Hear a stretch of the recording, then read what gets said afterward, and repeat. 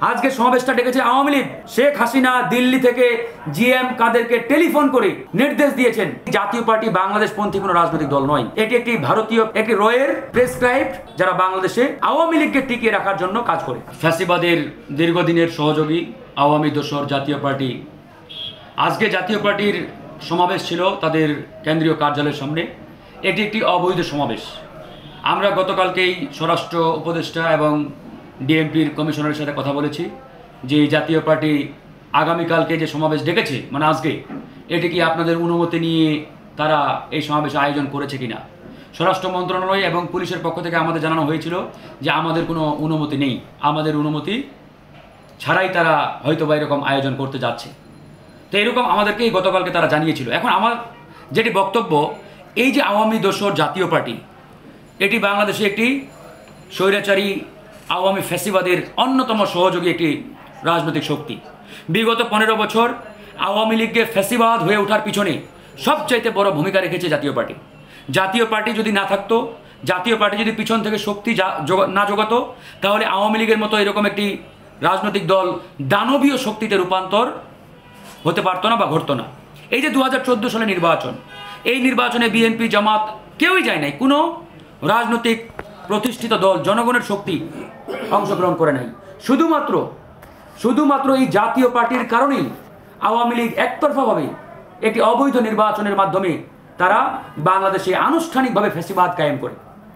2018 সালে একই, 24 সালের নির্বাচনের আগে আমরা নিজেরাও জাতীয় পার্টির সাথে মিটিং করেছি। আমরা জাতীয় পার্টিকে আহ্বান জানিয়েছি যে দেখেন, অতীতে যা করেছেন তওবা করেন, অসুবিধা নেই। আগামী জাতীয় নির্বাচনে কোনো রাজনৈতিক দল, বাংলাদেশপন্থী জনগণের রাজনৈতিক কোনো দল এই নির্বাচনে অংশগ্রহণ করবে না। এমনকি ইসলামী আন্দোলনের এক্সাম্পলও দিয়েছি যে ইসলামী আন্দোলন এর আগে তারাও অংশগ্রহণ করেছিল বিভিন্ন নির্বাচনে, কিন্তু ইসলামী আন্দোলন এবার সিদ্ধান্ত নিয়েছে এই ফ্যাসিবাদের কোনো একতরফা নির্বাচনে তারাও যাবে না। সুতরাং আপনারা দয়া করে এই নির্বাচন বর্জন করেন। কিন্তু জাতীয় পার্টির চেয়ারম্যান জিএম কাদের এই জাতীয় পার্টির চেয়ারম্যানের দায়িত্ব নিয়ে তিনি কিন্তু ইন্ডিয়া সফর করলেন। ইন্ডিয়া সফর করার পরে বাংলাদেশে যেদিন ফিরে আসে, এয়ারপোর্টে তাকে সাংবাদিকরা জিজ্ঞেস করলেন যে কি আলোচনা হয়েছে, আপনি একটু আমাদের জানান। তিনি বলেছেন যা না, নিষেধ আছে, ভারতের অনুমতি ব্যতীত আমরা কিচ্ছু বলতে পারবো না। অর্থাৎ জিএম কাদেরের সেই বক্তব্যের মাধ্যমে প্রমাণিত হয়েছে যে এই জাতীয় পার্টি বাংলাদেশপন্থী কোনো রাজনৈতিক দল নয়, এটি একটি ভারতীয় প্রেসক্রাইবড একটি রয়ের প্রেসক্রাইবড রাজনৈতিক দল যারা বাংলাদেশে আওয়ামী লীগকে টিকিয়ে রাখার জন্য কাজ করে, আওয়ামী লীগকে প্রতিষ্ঠিত করার জন্য কাজ করে। বিগত 15 বছর অবৈধ আওয়ামী লীগকে ক্ষমতায় রাখার কাজ করেছে, আর 5ই আগস্টের পরে এখন আওয়ামী লীগকে ফিরিয়ে আনার কাজ করছে জাতীয় পার্টি। একবারই পরিষ্কার। আজকে জাতীয় পার্টি এই যে একটি অবৈধ সমাবেশ, এই সমাবেশ কিন্তু জাতীয় পার্টির না, এটি আওয়ামী লীগের সমাবেশ। আওয়ামী লীগ মূলত যেহেতু কার্যতপক্ষে কার্যক্রম নিষিদ্ধ তারা জাতীয় পার্টির ব্যানারে এরকম নানান সমাবেশ মিছিলের আয়োজন করে এই দেশে একটা অরাজক পরিস্থিতি তৈরির চেষ্টা করছে। একবারই ক্লিয়ার।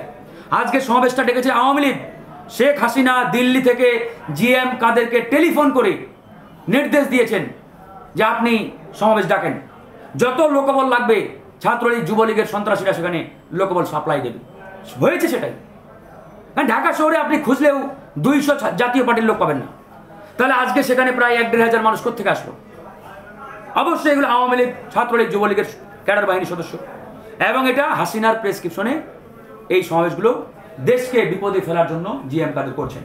তো সেই জায়গা থেকে আমরা স্পষ্ট করে বলছি, এই আওয়ামী ফ্যাসিবাদের অন্যতম দোসর জাতীয় পার্টির এই বাংলাদেশে রাজনীতি করার কোনো অধিকার নেই, কোনো মিটিং মিছিল করার অধিকার নেই। আজকে পুলিশকে আমরা ধন্যবাদ জানাই, স্যালুট জানাই, তারা যথার্থই করেছেন। জিএম কাদেরের এই সমাবেশ লন্ডভন্ড করে দিয়েছেন। কারণ এই ফ্যাসিবাদের দোসর দেশ বিরোধী শক্তি কিভাবে রাজনীতির মাঠে নেমে তারা এরকম স্লোগান দেওয়ার দুঃসাহস দেখায় আমার বুঝে আসে না। এই হিম্মত সাহস থেকে পায় তারা। তো সেখান থেকে একবারই আমাদের বক্তব্য স্পষ্ট। কালার এক্সপার্ট, জর্জ স্যাপ এবং মাইল্ড অন হ্যান্ডস টেকনোলজি সমৃদ্ধ অরিক্স ক্রিস্টাল ওয়াশ আপনার লন্ড্রি এক্সপার্ট।